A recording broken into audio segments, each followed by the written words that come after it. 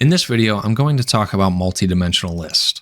A multidimensional list is just a list that is inside another list. It can also be referred to as a nested list. And right here, I have this variable matrix, and it contains a list that has 3 lists inside of it. And just to make this a little bit easier to look at, I'm going to change the way it's formatted here. So now when we look at it, we can look at it as each element that's in our outer list is a row, and then each element that's in the 3 inner list is a column. And to access an element that's in one of the inner lists, we would simply use an additional pair of square brackets. So if I wanted to, I could output this 5 here by typing in my matrix variable name using a set of square brackets. And this first set of square brackets is going to determine which element in the outer list we access.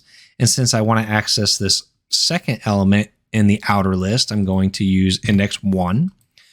And then if I want to access this 5, which is the second element in this list, that would also be index 1. So I would do a second set of square brackets, put a 1 in it. And now when I run this, I will get the output 5. If I wanted to access this 7 right here, this is the third element or second index in the outer list. So I would change this one here to 2. And it is the first element or the 0 index in the inner list. So I would change this to a 0.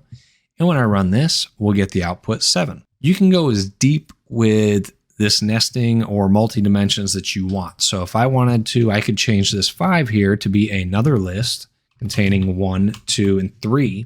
And now if I wanted to access this 3, I would use 1 for the first bracket to access this element here. Then I would use 1 for the second bracket to access this element, which is our third dimension list. So I would put a 1 there, and then I would create a third set of brackets. And let's say I wanted this 3, I would put the 2 because this 3 is at the second index in this list. And now when I run this, I will get the output down here, 3. Multi-dimensional lists can be a little tricky to start working with, but after you do it a few times, it becomes second nature and you won't have any issues, and you can go as deep as you want. So if I wanted to, I could go one more level in, add a 4th set of brackets, and if I wanted that 1 right there, I would put a 0 in it. And if I run that, I get my 1 here. So I do encourage you to practice this, see how deep you can go without confusing yourself, and just play around with it until you really understand multidimensional lists.